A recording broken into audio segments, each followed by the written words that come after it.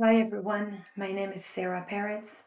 I'm the daughter of Rav Lahiany and Batsheva Lahiany, or the Chabad Shluchim in Grenoble, France. I live in Los Angeles, and I'm here to tell you about something really, really scary that happened on July 5th. On July 5th, neighbors saw some young people throw things into the garden of my parents, and then a few minutes later, the whole house got on fire until the propane bottles and whatever electrical panel was there, and everything exploded. Today, there's only ashes left of my parents' home. Everything went in flames. 12 firefighters and policemen were injured in the blast. A lot of other neighbors at their apartment full of smoke because of what happened. And this is very shocking for us. This is clearly an anti-Semitic act. Unfortunately, lately, this past few years since October 7, my parents have seen increasingly more and more hatred towards them.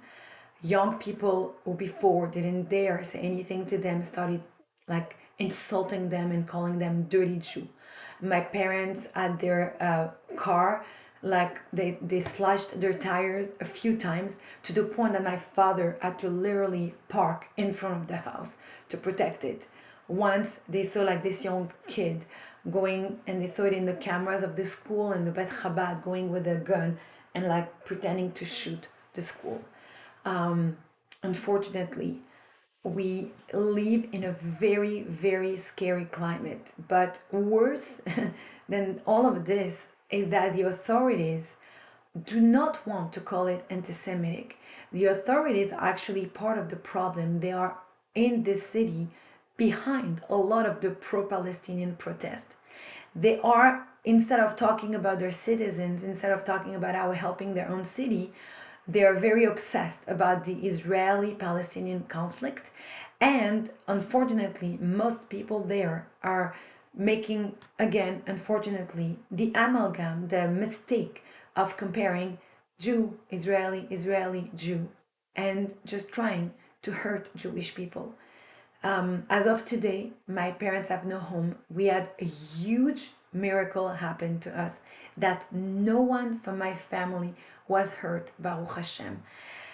To explain that miracle, it happened at lunchtime. There's always usually people, and whoever did that, they knew exactly that they were going to hurt my family. This was not just any act, it was done in the middle of the day at lunchtime because they knew that's where my parents bring people over. That's when they have meals, and that's when there's a lot of people on Shabbat day in the house at lunchtime. But just that day, one of my brother at the Seudat Oda'ah was thanking Hashem for another miracle, and he organized a huge meal at shul. And my sisters who were at home, and the baby and other ones of my siblings, they all went to shul to say thank you to Hashem, and that saved them. That saved them because when some stupid like criminals on the other side were lighting my house on fire, they went to shul to pray and to say thank you to Hashem, and that saved my family. So we're extremely grateful that no one, thank God, was hurt, despite them trying very hard. No one was hurt. We're praying for the healing of the firefighters, of course, and the policemen. We're super grateful that they came and they tried to save the home. And unfortunately, the blasts were so big that not only they were injured, but as I told you, there is nothing left. As of today, my parents are left without clothes, their books burned, the wigs of my mom burned, everything burned. Even my sister, who just came from Miami to visit for July, she had all her stuff burnt. Her son lost his tefillin in the fire. What was left is a picture of the Rebbe and some letters of the Rebbe who barely burnt, but the letter is intact and we can still see and feel the blessing. So, first of all, we're very thankful and we want to make sure everyone knows. It's very important, lefarsem et hanes. It's very important to talk when Hashem does a miracle to you. So despite them trying to kill my family, we are here alive and unscattered, and we're not scared of them. So thank you, Hashem. Additionally, I need your help. My parents have no home, and have everything that we need to actually buy for them. Every basic item needs to be rebought. Sfarim for my father, books for my father, and any necessities they need. We're not even talking about the pictures that we lost, all the souvenirs, all the memories, all the great things, all the chesed, all the kindness they've done in that house. Because we know, Be'ezrat Hashem, that with your help, we'll be able to rebuild and to keep spreading the light. We keep walking with our head high, but we need to relook at them. We need to find, Be'ezrat Hashem, a place that we can actually, Be'ezrat Hashem, buy or at least rent, and have them settle in and be able to give them what they need to continue spreading their light.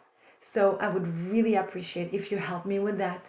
If we show the Jewish people how we're always united, we're always here to help each other. And I can assure you that the love of so many people already talked to my parents, sent messages, or already donated, that love is what keeps them going.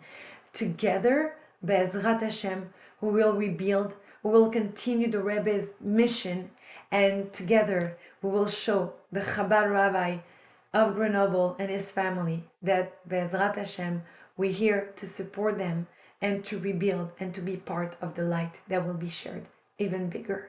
Thank you so much.